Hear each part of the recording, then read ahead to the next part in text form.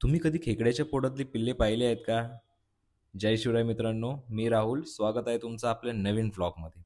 आज मी निघालोय कलावंतीनदुर्गला. सकाळी 5 वाजता रेडी होऊन प्रवासाला सुरुवात केली.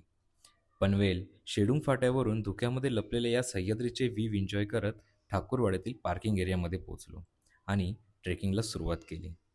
2 दिवस आधीच पाऊस पडून गेल्यामुळे सगळीकडे हिरवळ पसरली होती आणि वातावरण पण फ्रेश झाले होते.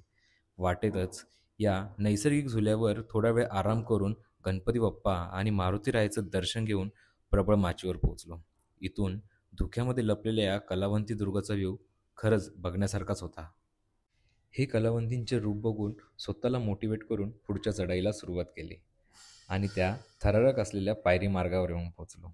मग छत्रपती शिवाजी महाराजांचं नाव घेऊन काळजीपूर्वक हा टप्पाही पार केला. नंतर पर पर्सन 30 रुपये देऊन गावकऱ्यांच्या आणि ह्या रोपच्या मदतीने सुळक्यावर पोहोचलो आणि महाराजांची शिवगर्जना दिली.